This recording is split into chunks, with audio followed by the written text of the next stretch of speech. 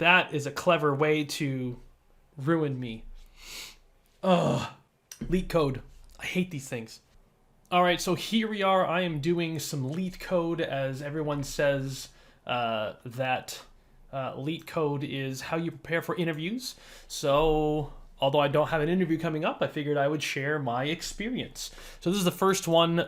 First one says, given an array of integers, nums, and an integer target, return indices of the two numbers such that they add up to target. First time I read that, I was like, huh? Obviously, they give you some examples here. So given these examples, here's an array, here's a target. So the first thing that my mind goes to is, okay, there's two different data types here. I have an array data type with integers and a target data type, which also looks like an integer. And the output is an array of integers.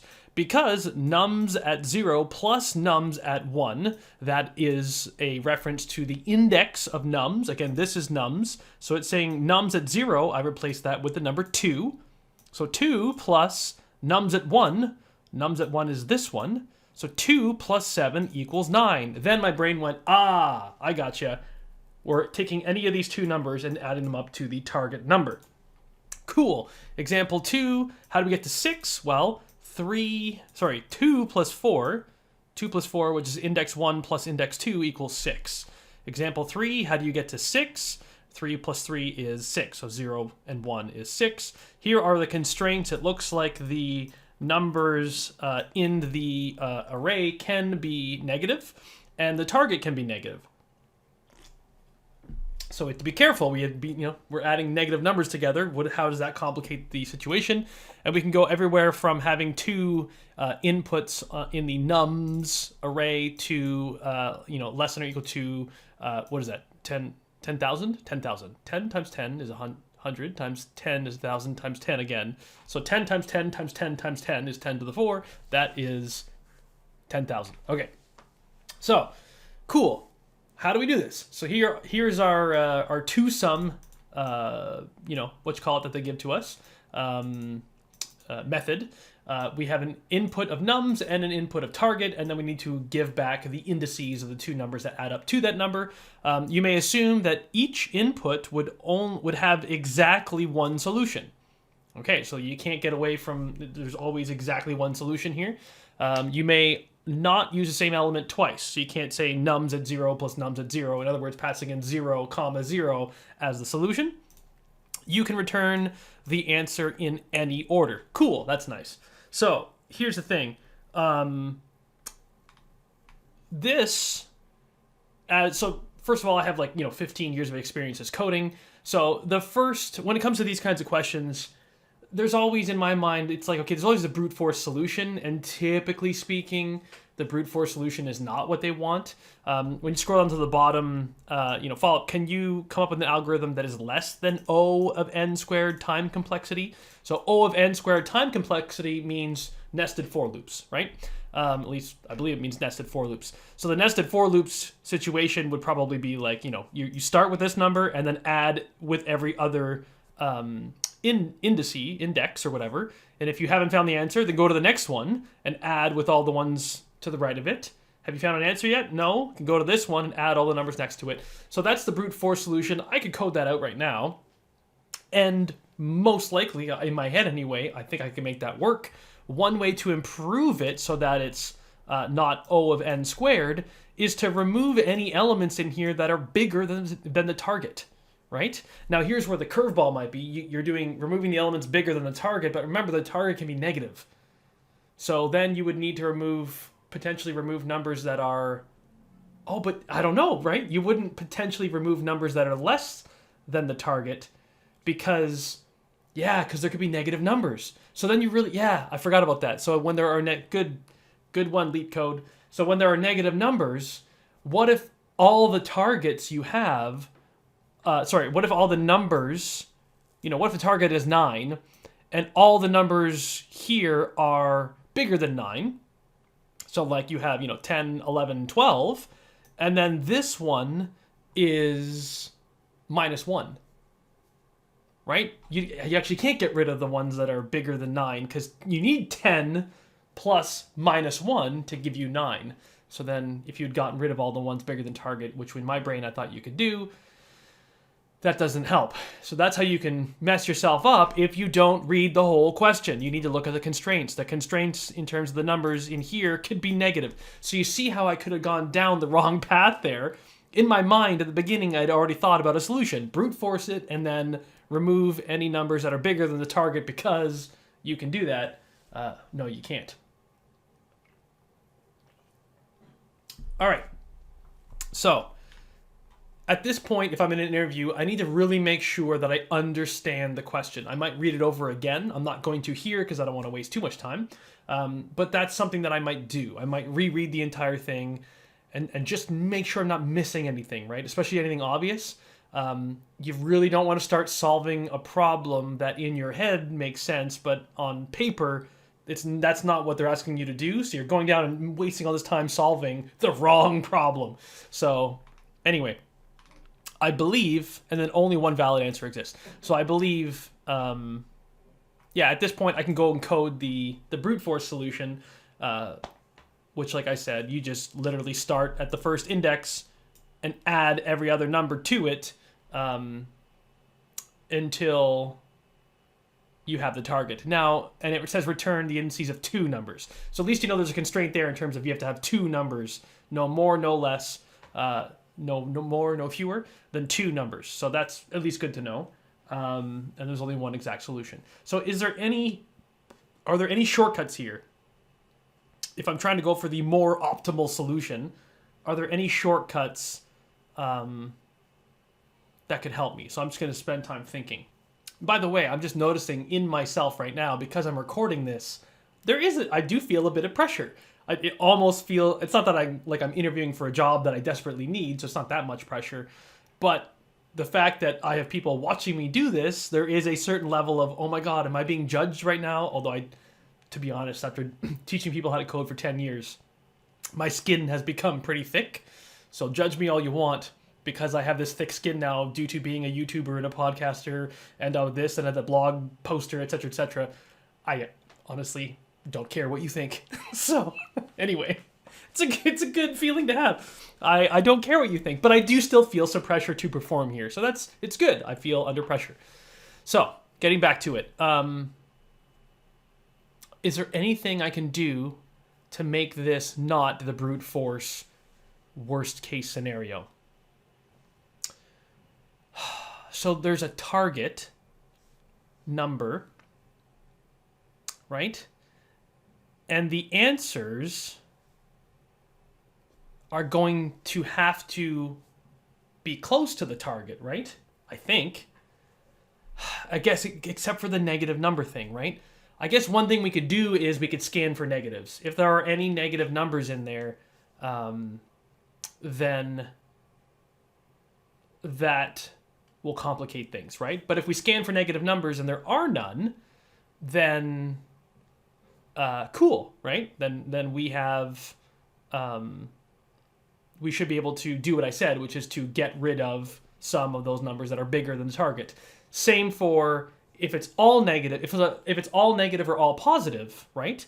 You can eliminate in the same fashion. So if they're all negative numbers, we can get rid of the negative numbers that are lower than the target, right? Because if you're adding 2 negative numbers together, you would never use one of the lower ones if all of the inputs were negative. So that's, sure. That's the simplest, optimization I can think of. When all are negative or all are not negative, or I guess all are positive, you can eliminate the ones that are bigger than or lower than, depending on the circumstance, the target number. Is that the optimization I want to go with? It does cost me 1n, to go through, right? We have to go, well, I guess not. We don't have to iterate through all of them to find out if there is one, if they're all negative or all positive, right? You could have a mix. Worst case scenario, you have to scan through all n numbers if the very last one was flipped. Yeah. I guess let me just spend 2 more minutes thinking here. Are there any other thoughts I could have about how to optimize this? It's difficult. I hate this part. I hate thinking about optimizations. Sometimes there's some weird math thing that you need to do. Again, this does not reflect reality, ladies and gentlemen, but anyway. Is there any math trick I can think of here? So since if we're adding two numbers together, are there any properties or interesting things in the world of math about adding two numbers together? Right?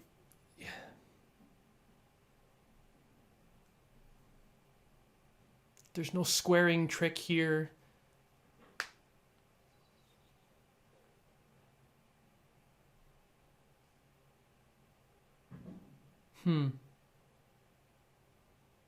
I don't know. I guess that wasn't 2 minutes of me thinking. I'm just going to go with it. So I'm going to go with my solution. So my solution will essentially be scan to see if all are positive or all are negative. If yes, we can eliminate inputs from array. I guess I should say from nums. Then, just brute force it, baby. So here's what I like to do. I already just did a LeetCode solution for whatever, November 19th, 2021. So I'm going to remove this one so that we are back to where we should be. Okay. Boom. So now ignore the project name being 2021-07-20. It's not July 20th. I wish it were. I'm in the middle of Canadian winter here, so to be back in summer. Anyway, okay, so I'm going to copy the method and paste it below the test, because the test I will use to invoke this guy, right? So I will call toSum, and I will give the example inputs here to test. So the first example input is an array of integers, int array nums equals, and how do we do that again in Java? Like so, and then int target equals, what was it, 9 was the first one. So then toSum should return a value of, what's going on here? Nums target, there, and it should return, output. And then essentially we can do a system out on output to verify that it's what it should be. So when I run this test right now, it's just going to output the nums. Output arrays.toString, I think, is the arrays.toString allows us to see a string, a human readable representation. There you go, 2 steps. So right now all it's doing is returning the nums input, which is not the answer, obviously. Cool, so now I'm set up to test the code rapidly, right? Going here and testing it in here is not fun. When you're not working in an IDE, it's painful. So here, I'm going to leave this here for now. This is actually something I'm going to do last. At least I think I will do it last. Let me think about that first. Because this is just a performance enhancement on top of the code that I'm going to write. So first I would need to write the code, and then I can implement the performance enhancement to that code, right?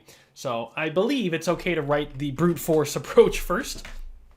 So the brute force approach is, like I said, we start with the first number, so let's write it down, right? So start with, I equals 0, and compare that to all other elements in array. And by compare them, I mean add them together, i.e. add them and see if it equals target. Right? And then move to I equals 1 and compare to, I should say not all others. So compare that to I plus 1 elements in the array. I plus 1 ... right? Because there's I plus 1, I plus 2, I plus 3 all the way to the end. And then we do I1 and compare it to I plus 2, you know, I plus 3, I plus 4, blah, blah, blah, all the way to see if they equal to the target, et cetera, et cetera. So that should cover our spread, so to speak. This is sort of a... this is actually worse. This is worse than n squared, actually, I think. This is really brute force. Anyway. This is just being honest. Like, this is probably what I would end up doing in an interview, because I spent some time thinking about how can I make this better. There's for sure, there's always a better solution, at least from what I've seen whenever I do interviews. There's always a better solution. But I think, generally speaking, what employers want to see is how your brain works. How do you solve problems? So be sure to speak out loud like I'm doing right now. Pretend like you have an audience. Practice like this. Try to record yourself doing these exercises, right? Talk to the camera. I don't know. Maybe that'll help you. Again, I've been talking to a camera for 10 years, teaching people how to code. Coderscampus.com. I should probably... What am I doing? Coderscampus.com, ladies and gentlemen. You want to learn how to code? You want to get a job as a coder? This is what I do. This is what I've dedicated the last 10 years of my life to. Helping train people on learning this stuff and learning how to code and getting jobs. I have a whole boot camp.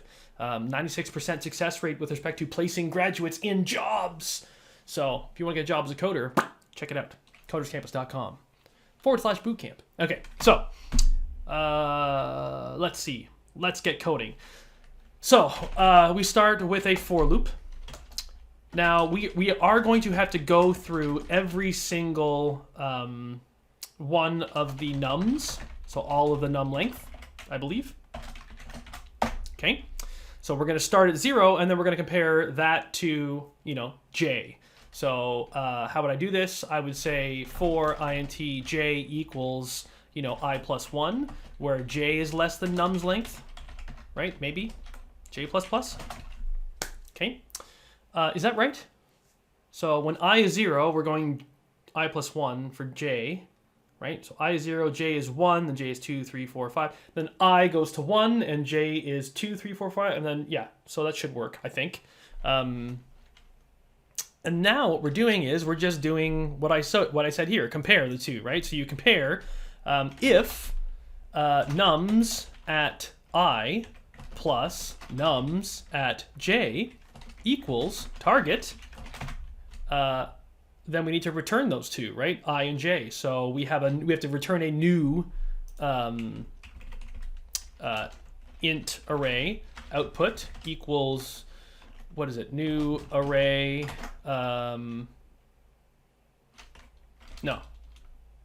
new int array at size 2. I shouldn't say at size 2, of size 2. And return output, not nums.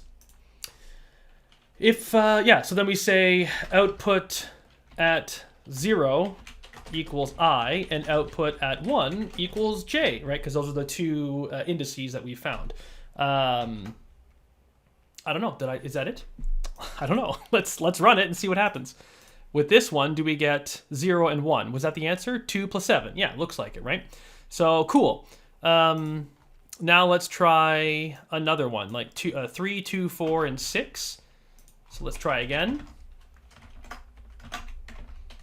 Nums equals 3, 2, 4, and target equals 6.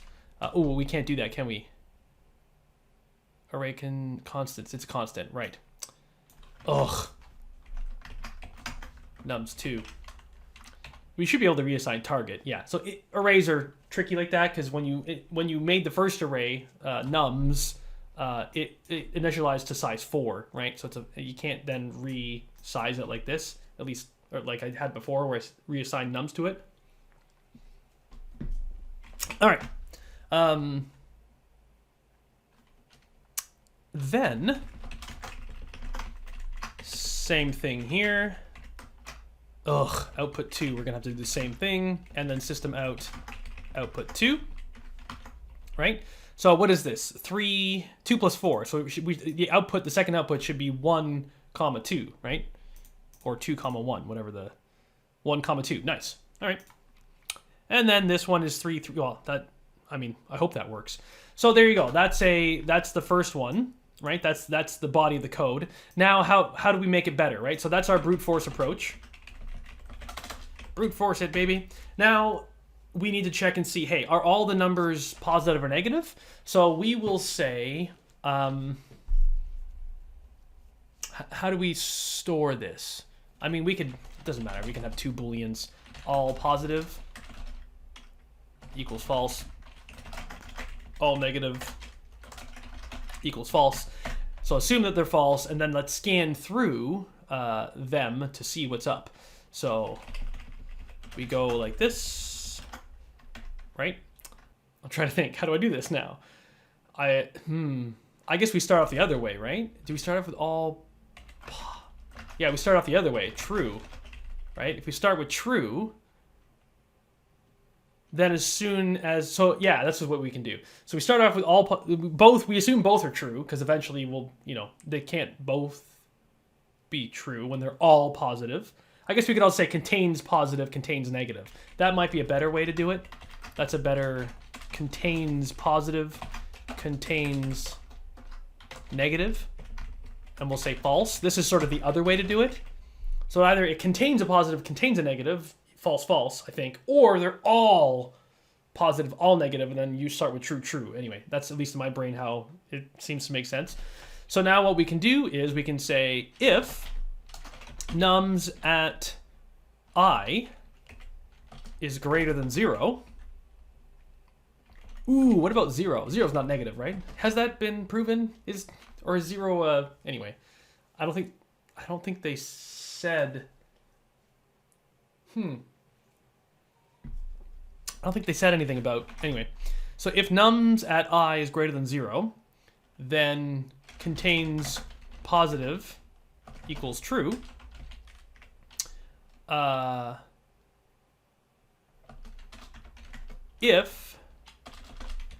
Else if nums at I is less than 0, probably should say greater than or equal to 0, in which case we can just say else.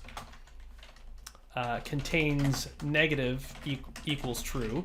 And then if contains negative and contains positive, or maybe the other way around, not that it really matters. If they're both true, then we can break out of the loop, right? Because if they're both true, then we have a mix. I don't think we can really optimize when we have both. But if we have both, if contains negative or contains positive, so one or the other, I guess it could be XORed, right? Because if it's both, we don't want to do it. So we want some but not all, right? Which is what XOR does. So some but not all. So if we have some but not all, well, then we don't. I don't know how to figure out which one we do have then. Ugh. We'll just say this. No,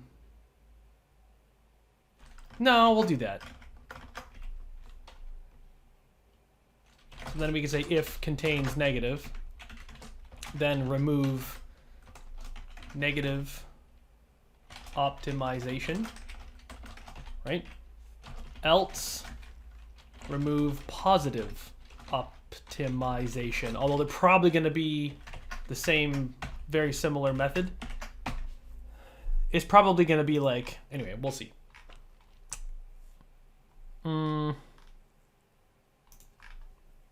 Oops, I just did the same one twice. Remove negative optimization twice. Oops. Positive. Again, I'm pretty sure these are going to be very similar code, and we'll have to refactor, but hey.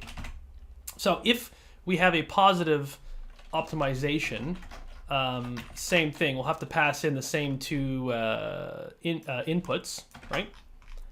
Bada bing, bada boom, and bada bing, bada boom.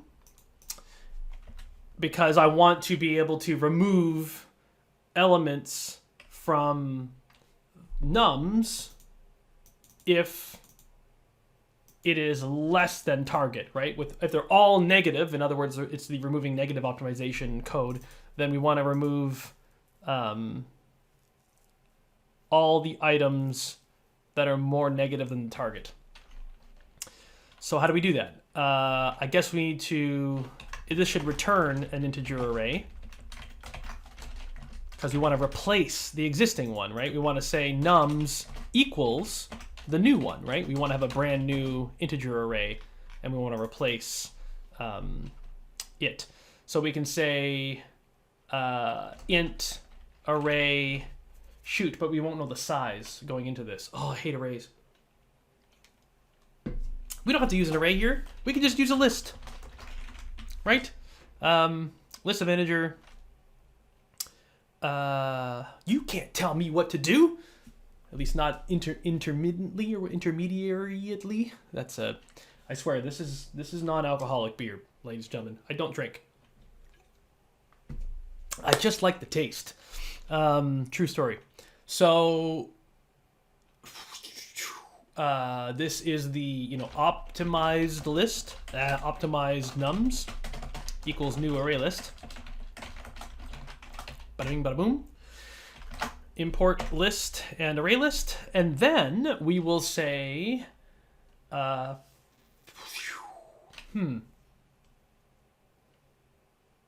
really would prefer to use streams here. Can I say arrays.stream? Yeah, stream nums. Yeah, there we go. Streams are just so much better. So I'm just going to say filter a number where number is less than target, right? Wait, I want, if I'm removing negatives, if I'm removing the negatives bigger than target, that means I want to keep the one smaller than target, right? So if num is, smaller than target, then I want to keep it. Or is it bigger? Hold on, if it's negative, oh my god, the number line. Do you see math? Oh. So if we are, if we have a number line and we are looking at negatives only, and we want to reach a target number, let's say it's -9, and we have -10, where -10 is less than -9, we don't want that number. We want numbers that are greater than or equal to the target, right? So we want numbers that are greater than or equal to the target. Yes. Because remember, like I said, they could have 0 in there. So you have to add 0 with the negative target number, right? Or same thing other way with positives. 0 is that little special guy. So yeah, we want to keep the numbers that are greater than or equal to target here. Filter, and then collect them back to a list, right? So we want to say collectors.toList. Unless you can say toArray. Can you say toArray? No. No. Like this, right? What's wrong? Do I need to import something? What do you want from me? This in the type int stream is not. Oh, we have an int stream. I see. Sorry, you can't collect on an int stream. What can you do on an int stream as opposed to a regular stream? Why do I have an int stream? How did that happen?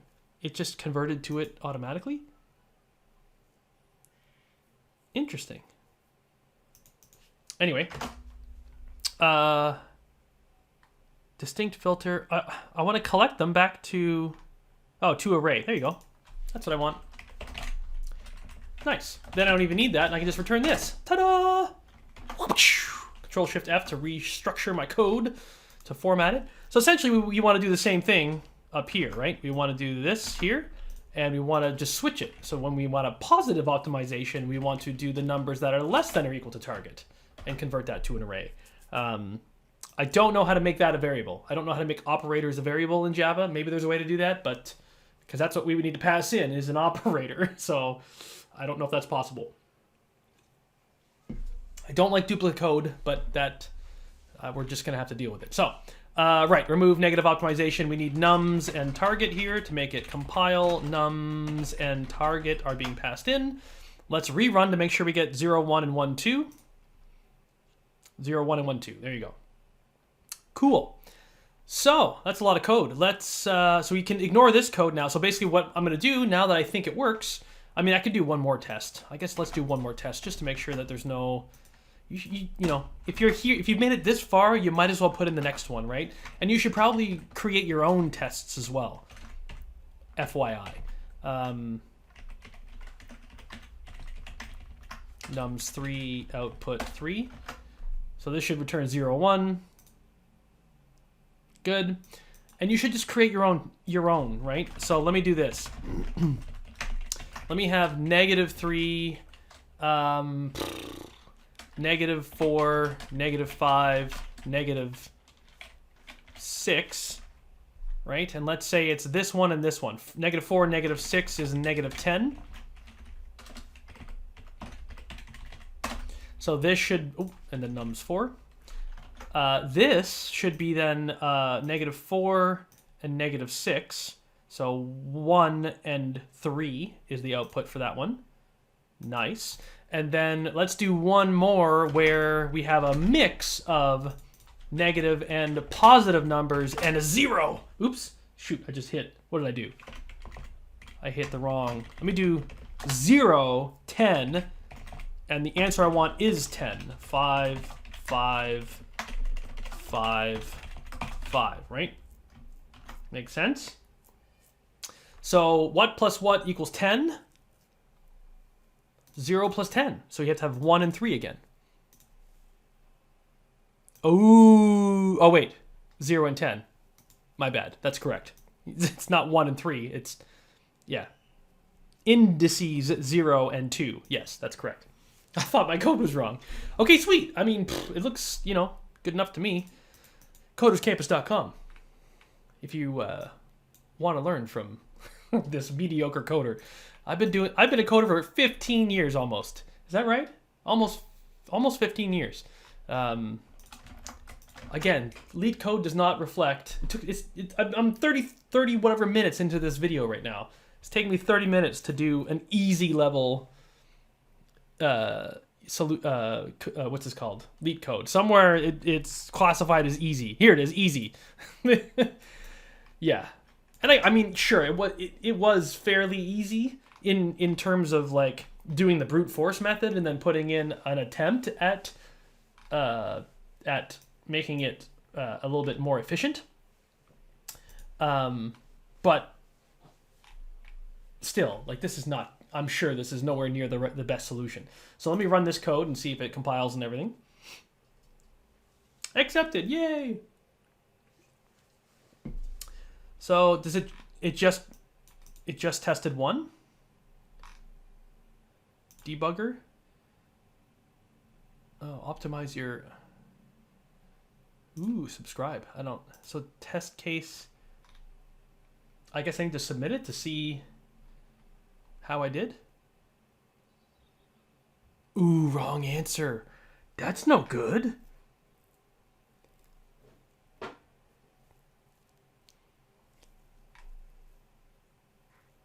So interesting. Why did this one fail?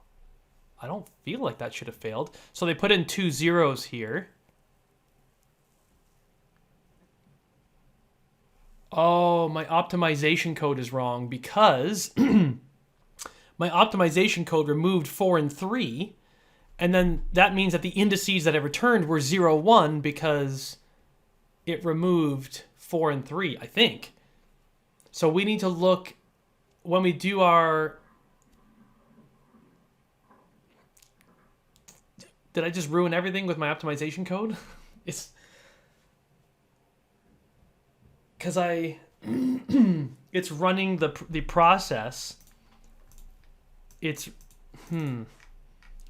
eliminating.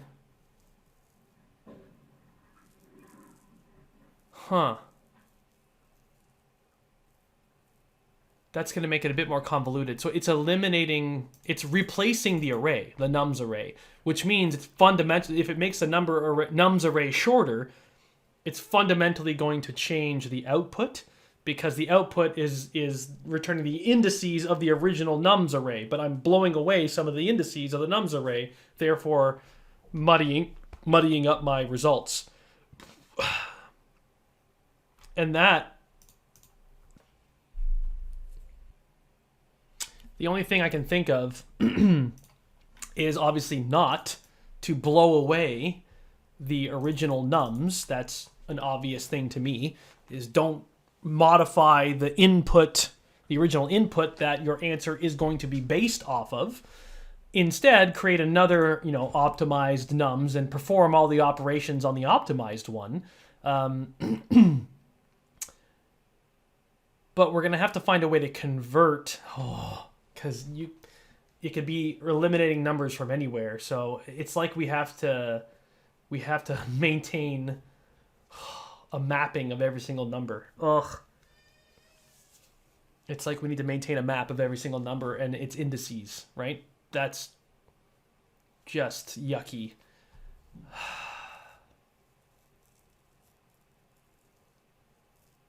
So it's the number and then the indice of that number. Hash maps are quick with lookups and whatnot. So that would be one way to do it.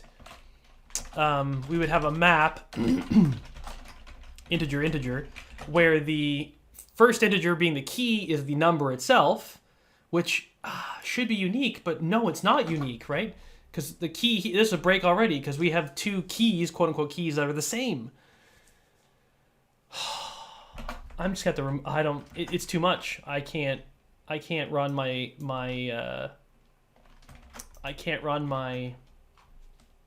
optimized code.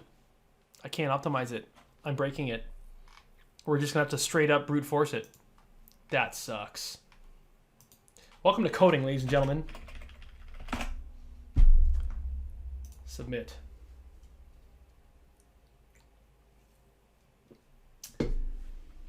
Ouch. So as you can see, when you do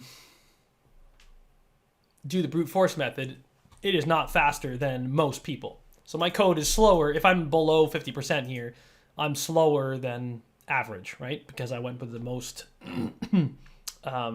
brute force approach. Memory usage, less than 83% of online submissions for 2-sum. So what this hints at to me is potentially, potentially the solution that is non-brute force uses more memory. So we're storing something, right? We're using storage to gain computational speed, right? Which in this day and age, that's a good thing. Because there's lots of storage. We have lots of storage available, typically.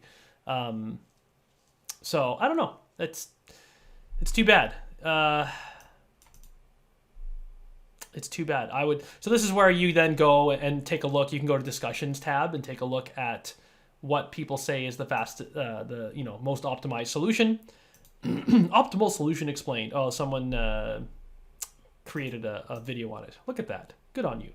Unique solution with no additional libraries. Okay. Sort. Right. So whenever...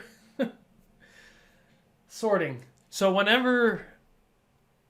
And this is something that's funny. I say this to my students all the time. In an interview situation, first, before you do anything, if you're looking for a more optimal solution than the brute force solution, there's two things I consider. The first is, will sorting help me solve this problem, to make this problem more optimal? And two, will a hash map help me in this problem? Those are two things that I always typically preface any coding interview question or interview coding question that I do. And of course, what happened here is I did not do that. I did not talk about sorting.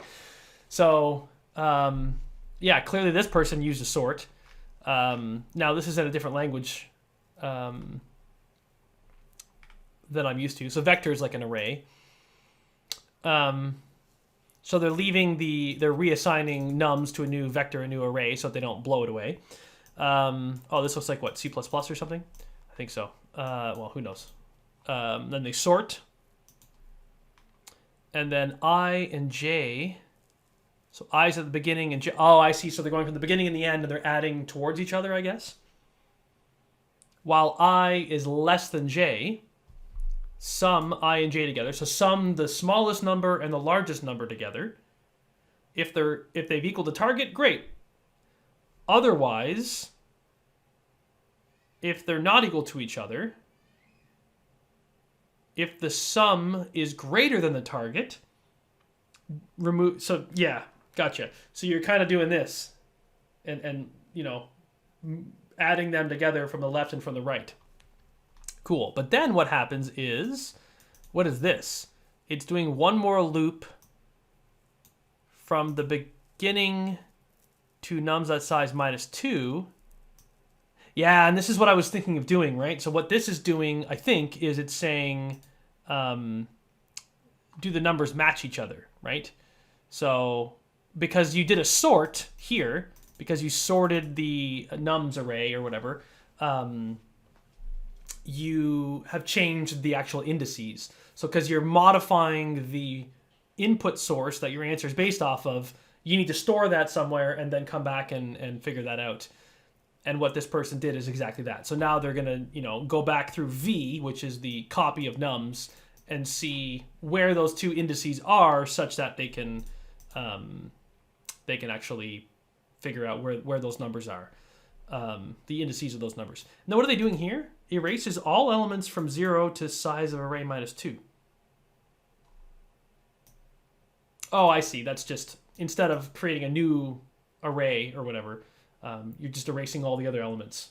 I don't know. Is that smart? I feel like that's going to be a taxing thing, right? Just create a new array of size 2, right? Unless I'm missing something. Anyway, cool. There you go. That's a humbling experience, as always. LeetCode. As I do more and more of these and record them, hopefully my level of LeetCode expertise will increase. Or maybe it won't. In any case, it was fun doing this. Hopefully you got some value out of it. Again, if you want to learn more from a coder who has about 15 years of experience, coderscampus.com. We have a free introductory course. Might as well show you, coderscampus.com.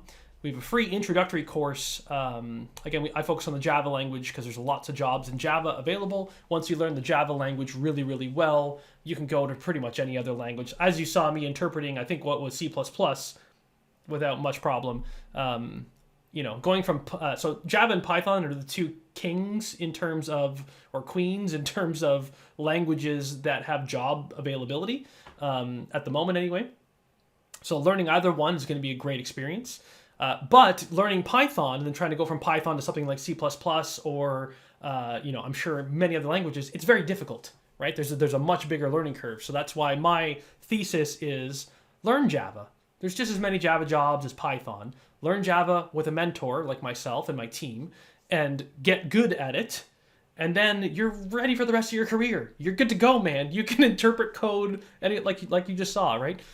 It's so much easier going from Java to another language than Python to another language. So that's my thesis. Learn Java with a mentor quickly through something like a boot camp, and then you're good for the rest of your career, all right? So coderscampus.com, you go to courses, and there's a beginner's course, which is free. So if you are brand new to coding, you've never done it before, you don't know what a method is, you don't know what a variable is, come here, sign up for free. It's the complete guide to getting started with the Java language. If you've done this already, if you already understand what a method is, what variables are, and all that stuff, apply. Go apply for the bootcamp. 6 months in duration. We have a job guarantee, which means that if you graduate, you're guaranteed a job, right? As I hinted at before, we currently have a 96% placement rate. So any graduate who finishes, graduates from our bootcamp, 96% of those people are placed within 6 months. Probably like 80% are placed within 1 month. Okay, so if your goal is to get a job as a coder, this is a good way to do it. You can apply as long as you have about 20 hours free a week. I would highly recommend at least 20 or more a week. Go for it. And like I said, if you have exposure to coding already, great. Apply now and see if you be a good fit. If you have any questions, obviously you can leave a comment below. Otherwise, yeah, hopefully either I see you in the bootcamp or I'll see you in the comments section below. If you've enjoyed the video, don't forget to give it a like. If you're not subscribed, which like 96% are not subscribed to my channel, click on the subscribe button. You know, all those things that are mandatory that most YouTubers should say. Thank you so much for listening and watching, and I hope you got some value out of this. And I can't wait to see you in the next one. Take care. Bye for now.